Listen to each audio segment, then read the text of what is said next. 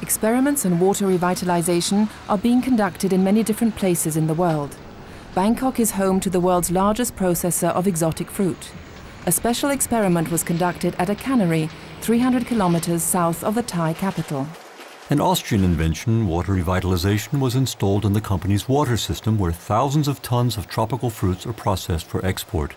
There was a measurable improvement in water quality and chemicals were substantially reduced. The company's production director was surprised by the results, especially with regard to processing the aloe vera plant, which requires a lot of water. The most important that we can see is our aloe vera product. That's the aloe vera product is difficult to wash because of the slime in the aloe vera or aloin in the aloe vera.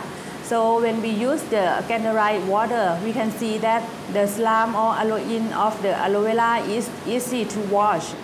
The second is our equipment or the machine. When we washing or the cleaning every day, we can find that the slime on the equipment or utensil is easy to wash, and we can use less effort than before. At the administration building, there is a public swimming pool. It was only logical. If water revitalization has a positive effect on production, why not at the swimming pool? Swimming pool operators are all faced with the same problems, the smell of chlorine and the growth of algae in the water. Before that, we need to maintain the cleanness of the water. So to be able to make water become clear, you need to add up more chlorine. And because we are in a closed space, so the chlorine smell, it's very irritating for the people who stay in the club. The smell, it's become less because we were able to use less chlorine, so like we can reduce about 50%. So the smell become decreased. And one thing that I have to add, we are able to maintain the pool easier. Before that, it always like have the green stuff. Every 3 weeks, we have to have a scuba tank to go into the pool to clean up the green algae. It doesn't grow anymore. When we use the water in the industry, we have to solve the problem or the burden of using water with chemicals. And now we have an alternative that the granularized water works better than the chemicals.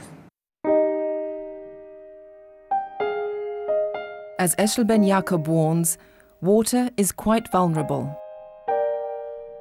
If this is the case, as I mentioned before, we have to rethink the way that we treat our water. In any case, one has to be extremely careful in dealing with water. If water indeed has memory, the fact that we are so uncareful about the treatment of water can cause the water that we have to eventually to become non-suitable or stressful to organic systems. I don't want to sound as someone who brings a message now of a disaster, but it can happen.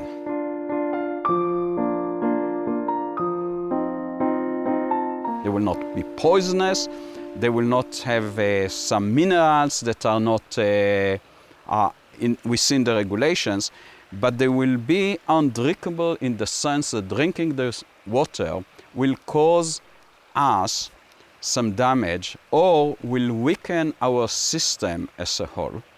And more important is that if we treat the water this way, the bacteria that we cannot live without might go through dramatic changes and will not be able to function in supporting the environment that we see around.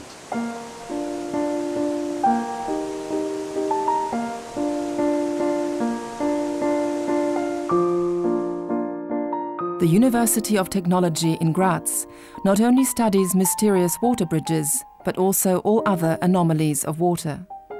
There is clear recognition that water research is still in its early days, but ultra-modern measuring equipment continues to deliver astonishing results. We measured water samples 20 times, always the same water with standardized methods, and 20 times we got different results. We got 20 curves that are different in this area here.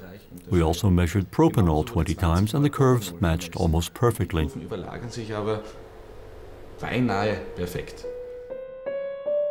For the layman, these are just a few curves. For the researchers, however, water remains an unpredictable element. There are so many anomalies, more than 40 anomalies that include almost all the physical parameters: boiling point, melting point, surface tension, viscosity, refraction index, velocity of sound in water, conductance. Anomalies, anomalies. I mean things that you really cannot explain with conventional models. We certainly don't have any explanatory model for water that is entirely adequate.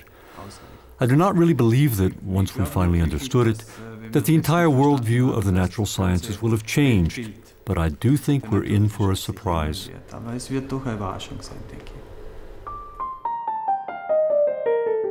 Every research project raises more questions than it answers. Water will continue to be a topic of discussion for many generations of scientists to come. I really feel that I'm only at the beginning of water research. And I think all I have to do is wonder how our world will look in 20, 30 or 40 years, you know. Probably our world will have identified these transmission phenomena that we're just now discovering. Some of them will have been identified as phenomena of oscillation, some of them as phenomena of imaging.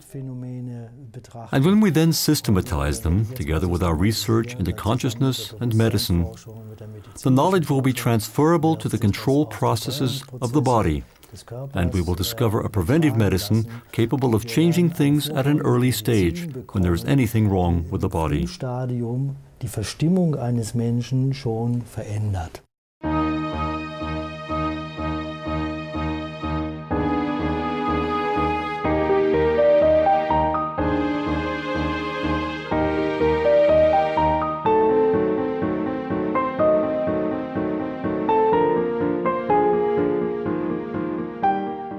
What we know is a drop. What we don't know is an ocean. Isaac Newton.